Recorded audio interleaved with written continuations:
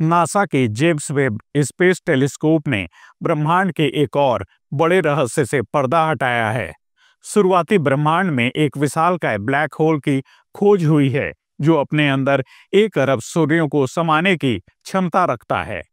यह खोज न केवल ब्रह्मांड की जटिलताओं को समझने में मदद करती है, बल्कि यह भी बताती है कि आखिर ये दैत्याकार ब्लैक होल इतनी तेजी से कैसे विकसित हुए। वैज्ञानिकों का मानना है कि यह ब्लैक होल डार्क मैटर के पतन के कारण इतनी तेजी से बढ़ा।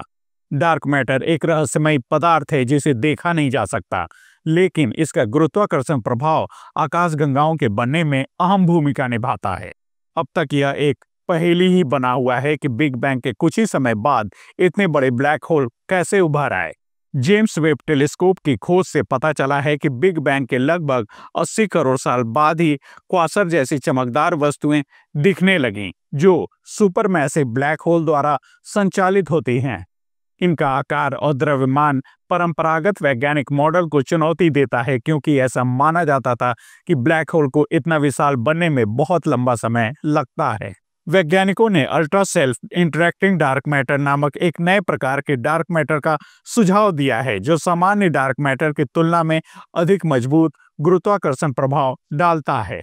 इस वजह से डार्क मैटर के कण आकाशगंगाओं के केंद्र में तेजी से इकट्ठा होते हैं और वहां ब्लैक होल के बीच का निर्माण कर देते हैं। इसके बाद ये ब्लैक होल तेजी से बढ़ते जाते हैं, जिससे वे कम समय में ही विशालकाय आकार ले सकते हैं।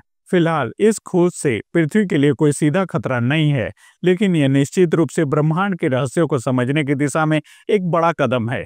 वैज्ञानिक अब यह समझने की कोशिश कर रहे हैं कि डार्क मैटर और ब्लैक होल के बीच के इस संबंध को और गहराई से कैसे समझा जाए।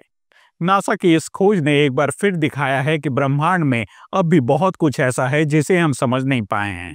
यह रहस्य और भी गहरे हो सकते हैं, लेकिन हर नई खोज हमें उनके करीब ले जा रही है।